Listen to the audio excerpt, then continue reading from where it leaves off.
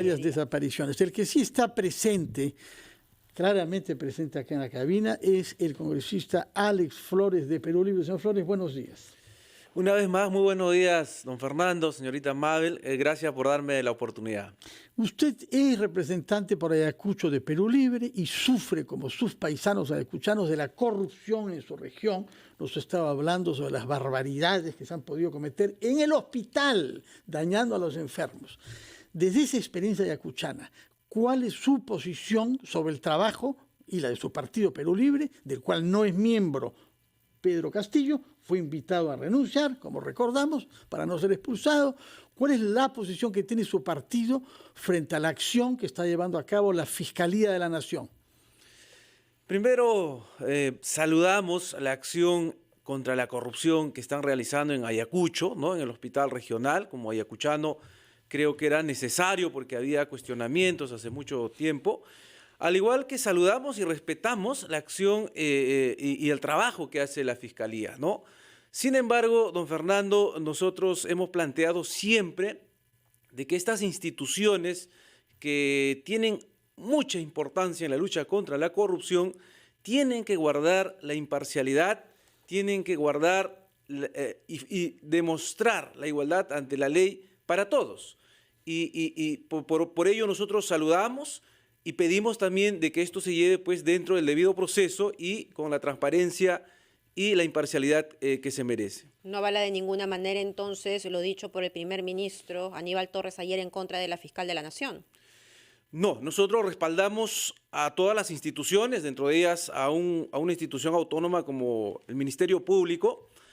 Nosotros no avalamos de que se pueda sindicar, sin embargo, hay ciertas suspicacias, y esto hay que decirlo claramente también, ¿no? Así como la fiscal de la Nación es bastante implacable, que tiene que ser así en la lucha contra la corrupción, con respecto a las investigaciones que hace al entorno presidencial.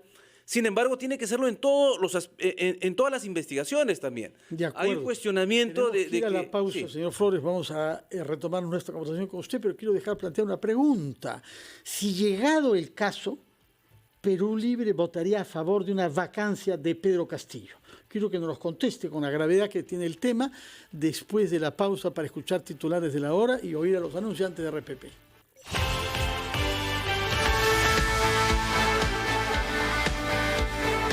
Haberse vacunado. Retomamos entonces nuestra conversación con Alex Flores, Mabel. Así sabía es, que había planteado una pregunta difícil. Una pregunta fundamental, ¿no? De llegar el momento, ¿ustedes optarían por la vacancia? Yo creo que esa pregunta no es difícil. Nosotros tenemos bien claro la lucha en contra de la corrupción, caiga quien caiga. Si es que hay una prueba contundente, una prueba fehaciente, nosotros, por supuesto, vamos a votar a favor de la vacancia. Porque... ¿A qué le llama una prueba contundente? Actualmente hay 5 investigaciones, bueno, 6 con la tesis, pero son 5 investigaciones que están en manos de la fiscal de la Nación. Algo inédito en nuestra historia. Y todos los fines de semana vamos conociendo partes de un rompecabezas que se va armando. ¿A qué le llama usted una prueba fehaciente? Sí, primero, Mabel, tenemos que ver que estamos en un Estado constitucional de derecho. El ser investigado no es ser culpable. Pero no es un fuero judicial, es un fuero político. Igualmente, aún en el fuero político, si vamos a ir por ese camino, ¿no? En el Congreso, tiene que haber una prueba, tiene que haber un video, tiene que haber una grabación, una comunicación, algo que demuestre contundentemente que el presidente de la República está involucrado en estos actos que lo están acusando. Pero usted sabe que todos los crímenes no se resuelven con ese tipo de pruebas. Es decir, los casos de violación, usted no va a tener la fotografía del mismo instante de la violación. Igual que un caso de asesinato, usted no verá la fotografía o el video de una persona asesinando a otra para llegar a sentenciarlo como culpable, ¿no? Y lo mismo en actos de corrupción. Es parte de un rompecabezas que se va uniendo. No necesariamente siempre se va a encontrar esa prueba fehaciente que usted alude.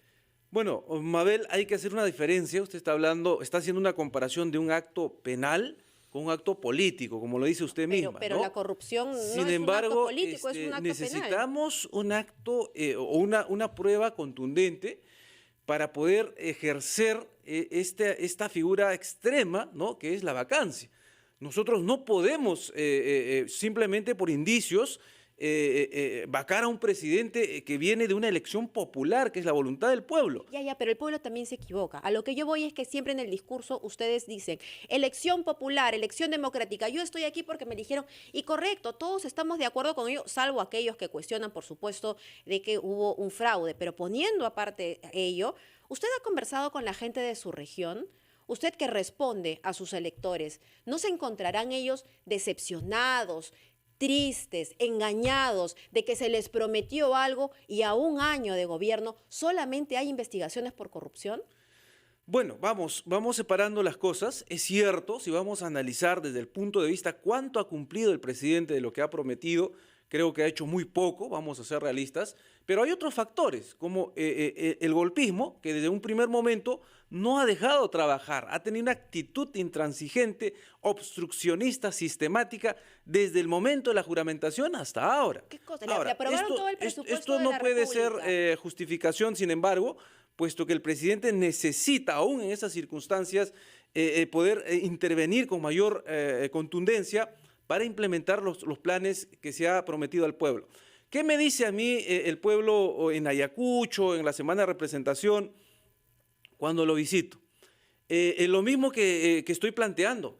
Mientras no haya una prueba, mientras no se haya demostrado la culpabilidad de Pedro Castillo, no se puede vacar, no se puede sumar uno al golpismo. Y mientras tanto, no hay trabajo, los sueldos no son dignos, grandes obras de infraestructura no se realizan en nuestro país. Es decir, la gestión es deficitaria, precisamente porque están más preocupados los ministros en defender al presidente que poder gestionar. Y ahí hay un gran abandono del Estado. Y esa es responsabilidad del Ejecutivo y eso es innegable. 0% vamos a crecer en inversión privada. Y el presidente lo dice en su mensaje a la nación como gran cosa, engañando con los números. Mabel, yo estoy de acuerdo cuando usted dice de que el país lamentablemente está paralizado, está en una crisis política, económica, pero hay que preguntarnos quién ha causado o quién ha agudizado esta crisis económica, esta confrontación política. ¿Quién ha empezado con la confrontación política? ¿Acaso no es la derecha golpista del Congreso de la República? ¿Acaso no son los políticos tradicionales que sistemáticamente han boicoteado este gobierno antes que se instale? Recuerde usted que en un primer momento a Pedro Castillo se le acusaba de ser terrorista y ahora se le acusa de ser corrupto. Nosotros no defendemos a nadie. Bueno, pero en lo segundo hay piezas, pues. Nosotros queremos que se demuestre, Mabel, mientras tanto el país, como usted dice, no puede paralizarse, ¿no? Los políticos tienen que tener esa capacidad de consensuar y trabajar a favor del pueblo. Pero el golpismo, como usted lo llama, no colocó a esos ministros que lamentablemente no estaban preparados para ocupar esos puestos. Eso no hizo el golpismo, eso fue responsabilidad del presidente de la República. Entonces acá hay dos flancos, no solamente es la corrupción, sino también la incapacidad para hacer gestión. O sea, y usted ha aceptado ambos. No, hay que hacer la aclaración, Mabel. Es cierto, puede haber errores de este gobierno, como lo hubo de todos los gobiernos, porque ningún gobierno ha sido perfecto, ¿no? Sin embargo, estoy diciendo de que la diferencia de este gobierno es que asume una presidencia, primero con una pandemia en ciernes, saliendo dentro de una crisis internacional causada por la guerra de Rusia y Ucrania, y a eso hay que sumarle un sistemático obstruccionismo de parte de la derecha en el Congreso de la República. Es decir, hay una tremenda diferencia. Pero probablemente la crisis hay que errores. tenemos ahora es por corrupción, es por las investigaciones. El resto es una tensión política grave, pero no es lo que nos ha llevado a esta situación de parálisis y estar concentrados en esto. Son casos de corrupción múltiples que nos han llevado a esta situación de estos últimos días, ¿no? Yo estoy de acuerdo cuando ustedes dicen probablemente el presidente de la República y su entorno ocupan el tiempo en defenderse, porque están siendo acusados, están siendo sistemáticamente, en este caso, atacados, digámoslo, políticamente. Pero la corrupción siempre ha existido con todos los presidentes. Y entonces lo normalizamos. No, de ninguna manera. Hemos visto que ha sido acusado por la corrupción todos los presidentes, nadie se salva, nadie. Y han ido a prisión, han ido a prisión preventiva. Y saludamos ellos. Sin embargo, hemos visto el debido proceso, hemos visto mientras se le investigaba no había este acecho, no había este cargamontón y por lo tanto los presidentes seguían despachando, seguían trabajando a favor del país. Y cuando se le hallen la responsabilidad, por supuesto, todo el peso de la ley. Pero con Pedro Castillo pareciera, ¿no?, de que se está prejuzgando, no se está dando el mismo tratamiento. Lo único que estamos pidiendo nosotros es la igualdad ante la ley para todos, ¿no? Nosotros no avalamos de ninguna manera la lucha contra la corrupción, es un compromiso de todos los peruanos que estamos de acuerdo en que esto tiene que extirparse de raíz. Bueno, señora de Flores, lo hemos comprendido. Tomamos nota de que, llegado el caso, ustedes estarían dispuestos a votar, congresistas de Perú Libre, por una vacancia del presidente si se confirmasen. Pruebas quizá en el sentido que usted mencionó inicialmente no, pero indicios concordantes y testimonios múltiples de corrupción. Sí. Sí, son las 9:16. Entendemos que usted también, y antes de irnos, ¿no?, preside la comisión del BRAEM en el Congreso de la República. Justo habíamos hablado con la defensora del pueblo que había estado en el BRAEM. Quizá podemos ir a la pausa y solamente un comentario sobre ello. Correcto. Porque hay relevancia en eso. Ya regresamos.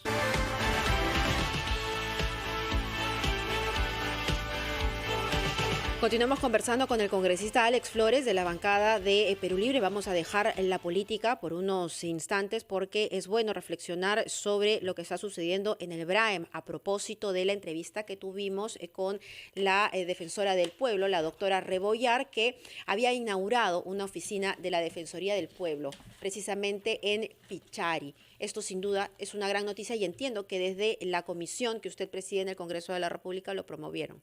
Así es, Mabel, y yo quiero saludar como presidente de la Comisión Especial del BRAEM que el día de hoy estén instalando una oficina de la Defensoría del Pueblo. Es algo que hemos estado pidiendo, promoviendo. Yo saludo y felicito porque esta parte de nuestro país necesita una atención prioritaria efectiva de parte del gobierno. El BRAEM está desde 1995, hace 27 años, considerado como una zona especial de atención preferente de parte del Estado. Ha habido muchos programas, inversiones millonarias hasta la actualidad, sin embargo no vemos los resultados en la población, no vemos los resultados en la práctica. Por eso creo que es un avance en medio de todo ello que se esté instalando una oficina de la Defensoría del Pueblo, así como estamos exigiendo también de que haya una oficina de la Contraloría, porque lamentablemente la corrupción está en todas partes y necesitamos que haya control concurrente en toda la inversión que el Estado hace en esta zona del país. Díganos ejemplos sobre corrupción en el BRAEM.